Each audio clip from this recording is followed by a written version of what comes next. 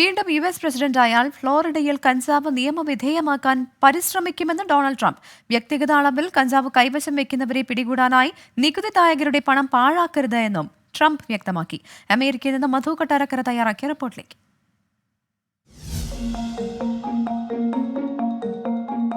American പ്രസിഡന്റായി വീണ്ടും തെരഞ്ഞെടുക്കപ്പെട്ടാൽ ഫ്ലോറിഡയിൽ മഴുവാന അഥവാ കഞ്ചാവ് നിയമവിധേയമാക്കുമെന്ന ഡൊണാൾഡ് ട്രംപിന്റെ പ്രഖ്യാപനം ഇപ്പോൾ വലിയ തോതിൽ അമേരിക്കയിൽ ചർച്ചയാകുകയാണ്.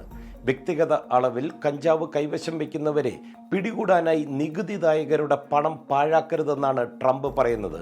അമേരിക്കയിൽ ഇപ്പോൾ 24 സംസ്ഥാനങ്ങളിൽ വ്യക്തികൾക്ക് വിനോദപരമായ ആവശ്യങ്ങൾക്കും മെഡിക്കൽ മേഖലയിലും കഞ്ചാവ് ഉപയോഗിക്കുവാൻ നിയമപരിരക്ഷയുണ്ട്. മറ്റ് സംസ്ഥാനങ്ങളിൽ ഉപയോഗിക്കാമെങ്കിൽ ഫ്ലോറിഡയിൽ അത് ഒരു ക്രിമിനൽ കുറ്റമാകരുതെന്നാണ് ഡൊണാൾഡ് ട്രംപിന്റെ വാദം. പകരം പൊതു ഇടങ്ങളിൽ കഞ്ചാവ് ഉപയോഗിക്കുന്നത് നിരോധിക്കുന്ന നിയമങ്ങൾ മതിയാകുമെന്നും ട്രംപ് നിർദ്ദേശിക്കുന്നു.